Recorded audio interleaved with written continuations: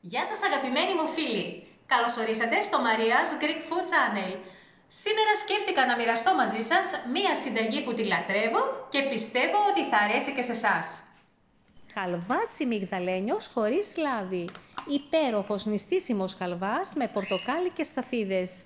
Ιδανικός για τις περιόδους νηστείας και ιδιαίτερα για τη Μεγάλη Εβδομάδα. Ένα δροσιστικό και υγιεινό γλυκό με υπέροχη γεύση πορτοκαλιού που ξετρελαίνει μικρούς και μεγάλους. Απολαύστε τον με τους αγαπημένους σας και εντυπωσιάστε τους φίλους σας που σίγουρα θα σας ζητήσουν τη συνταγή. Τα υλικά που θα χρειαστούμε είναι 500 γραμμάρια σιμιγδάλι χοντρό, 800 γραμμάρια ζάχαρη, 1300 ml νερό, 300 ml χυμό πορτοκαλιού,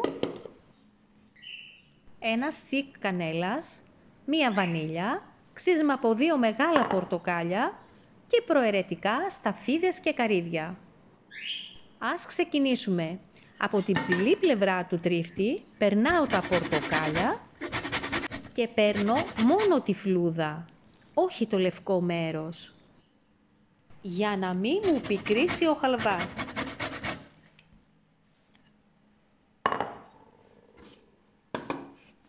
Στη συνέχεια στίβω πορτοκάλια για να πάρω το χυμό που χρειάζομαι.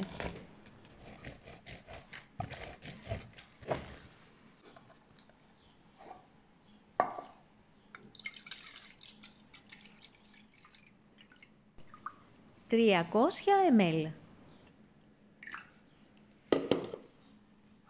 Και τέλος βάζω τις σταφίδες μέσα σε κονιάκ ή μαρτίνι. Εγώ σήμερα προτίμησα το μαρτίνι. Λοιπόν, τώρα σε ένα βαθύ τηγάνι ρίχνω το σιμιγδάλι και το καβουρδίζω.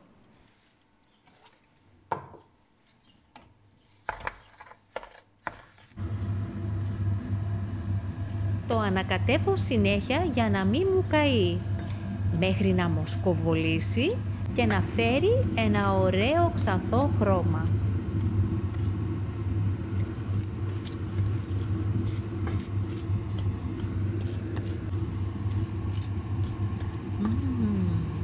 Άρχισε να μοσκοβολάει υπέροχα.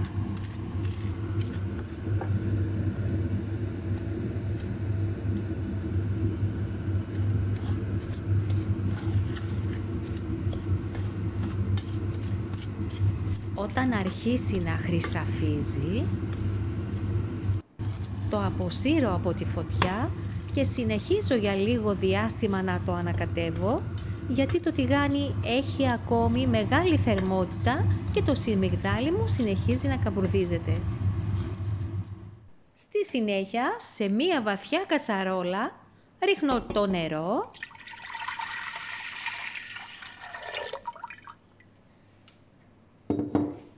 τη ζάχαρη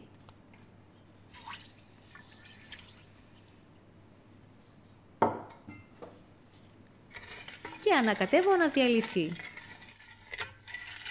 Μόλις αρχίσει και κοκλάζει, ρίχνω μέσα το στικ κανέλας και το ξύσμα πορτοκαλιού. Τα αφήνω να βράσει για 3 λεπτά και στη συνέχεια το αποσύρω από τη φωτιά.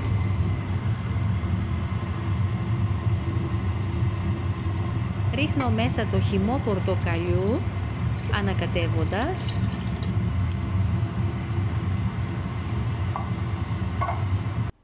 και στη συνέχεια ρίχνω και το σιμιγδάλι.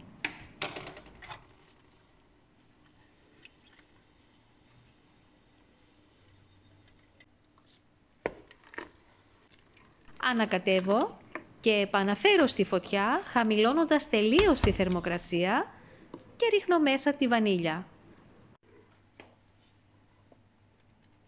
Δεν σταματάω να ανακατεύω και μόλις το σιμιγδάλι φουσκώσει και έχει απορροφήσει όλα τα υγρά,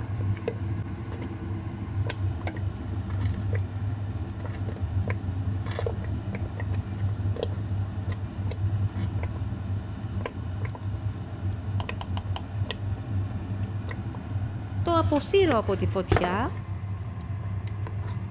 και ρίχνω μέσα τις σταφίδες που τις έχω στραγγίσει. Κάνω ένα τελευταίο ανακάτεμα, σκεπάζω το χαλβά μου με μία πετσέτα και τον αφήνω για 2-3 λεπτά να ξεκουραστεί. Και όπως είναι ακόμη ζεστός, το βάζω μέσα σε φόρμα ή σε φορμάκια ή σε τάπερ ή όπου αλλού εσείς θέλετε. Είναι ένα γλυκό με τέλεια υφή, υπέροχη γεύση και αξεπέραστη νοστιμιά. Πραγματικά δεν καταλαβαίνεις ότι είναι αλάδοτος και η αναλογία των υλικών είναι ιδανική.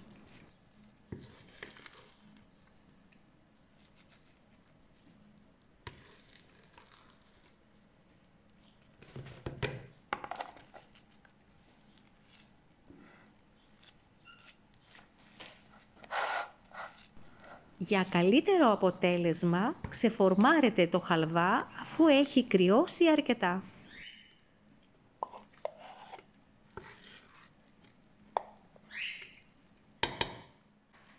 Η συγκεκριμένη δόση μου έδωσε μία φόρμα και 6 φορμάκια ακριβώς.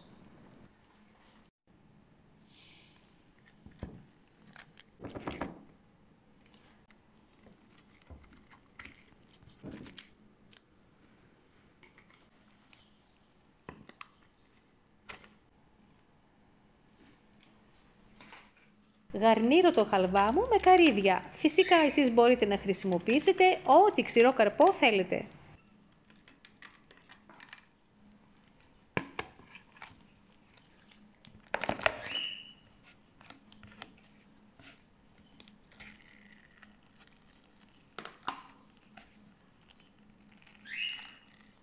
Πω, απλά υπέροχος.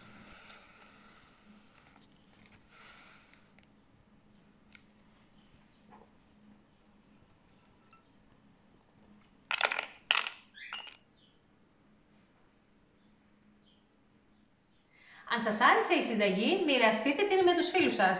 Γράψτε μου στα σχόλια τις εντυπώσεις σας και μην ξεχάσετε να κάνετε εγγραφή στο κανάλι αν δεν έχετε κάνει ακόμη. Ως το επόμενο βίντεο, να περνάτε καλά και να χαμογελάτε. Γεια σας!